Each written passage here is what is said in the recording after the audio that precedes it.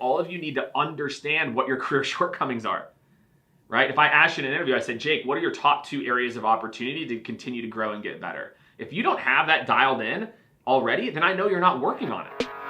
If you don't know where your biggest areas of opportunity are, then there's absolutely no way.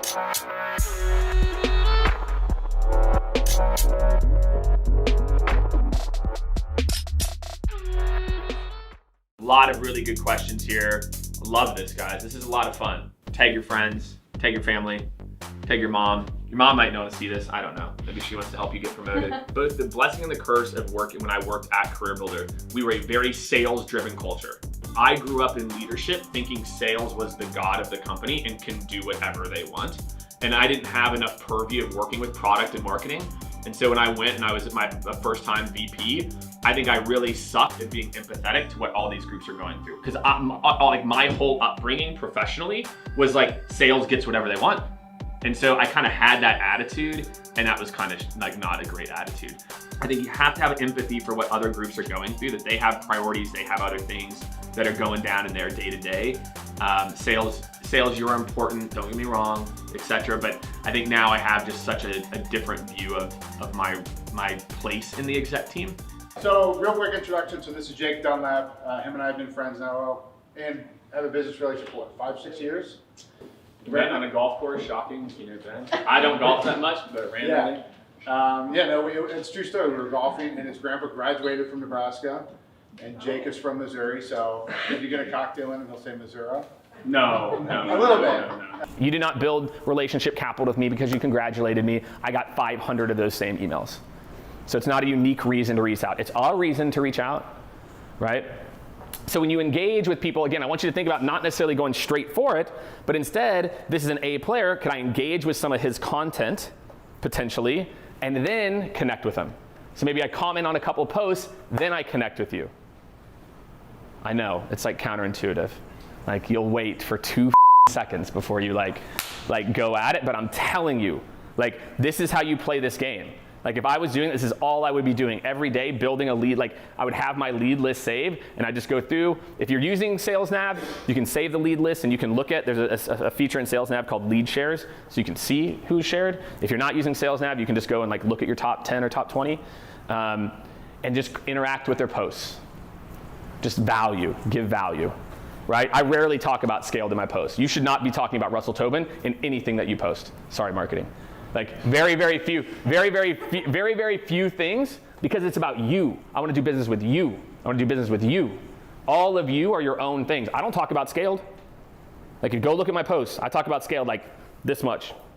But trust me, we've generated hundreds of thousands of dollars in business from LinkedIn. DMs to me. Hey Jake, I saw your post on this. Seems interesting. I think now's a good time.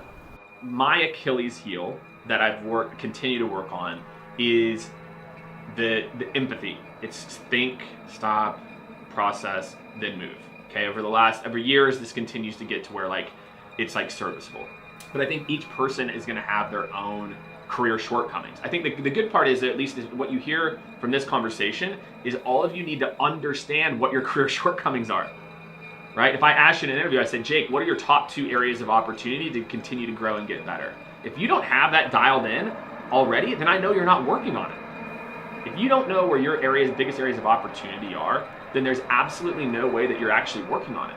I only know about one very small sliver of the world, and it's sales with like a little bit of marketing. All I talk about on LinkedIn is my experiences in sales leadership, and maybe I'll touch a little bit of marketing here or there if I feel like I know it. You know, the jobs you're gonna be able to get just by connecting with people on LinkedIn and like adding value. Like I cannot tell you, like it is a massive, massive opportunity for everyone in this room. And the other thing is take time. If someone takes the time to comment on your post, respond to every single one of them. You know, that's the other thing. I see so many like talking heads, other people, they like to like just put stuff out in the ether and then you don't even respond when people comment. There's some VCs that do that. I'm not going to name them. Like, I just don't get it. I don't understand. Like, you're trying to build an audience. All of you are very young in your careers. Even for those of you like myself who have a little bit of gray hair, we are young. We got a lot of time left. This network that we're building, God, I can't wait for 2 years from now. So last question. So last question is, what is one tactical thing everyone can do today, right after this LinkedIn Live, that will set this in motion? I love that. I want you to sit down. I want you to do two things. I want you to list out all the different things about your personality that you think are sacred. And what I want you to do is start to think about, what is your mission statement like as a professional? As a professional, I want to be known as this, this, this, and this. Then you look at all the other stuff that was on your list, and are you willing to change everything else to get to that level that you want to be at? Right? What will hold you back more than anything from making the changes that you need to get to the next level is pride. Right? You'll be like, well, I'm not this person or that person. And it's like, do you really care?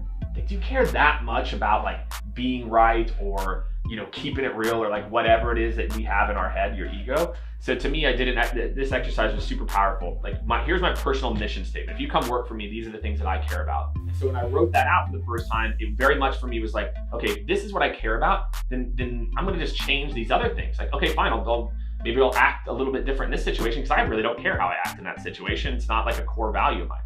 So I think just be really, really smart about your core values and understand who you are. And then two is starting to think about opening up the closet and not passing judgment on yourself. So when you open up the closet, you see the skeletons in your closet, and you're like, God, I suck at this thing. Oh my God, I'm the worst ever. Starting right now, again, to like list out what are the things that you're not great at, and starting to build the muscle of being able to look at those things without passing judgment on yourself. That will be the other way that will allow you to grow much, much faster than other people, because they're too scared to open the closet, so they only focus on what's good. Not that you should double down on your strengths too, but you have to then prop up some areas where you may need to grow. Write down your mission statement and really think about the other behaviors that you have, and are there some things that you could change that would put you in a better place to then get those opportunities. And then two, start to write down your biggest areas of growth and the areas that you're kind of most insecure about, and start to think of different ways that you can start to be comfortable in those shoes. So again, thank you everyone. We'll be back. I'll be live from Dublin, Ireland on LinkedIn Live next week. So really excited for that. Topic is TBD, so stay tuned. Again, thanks everyone.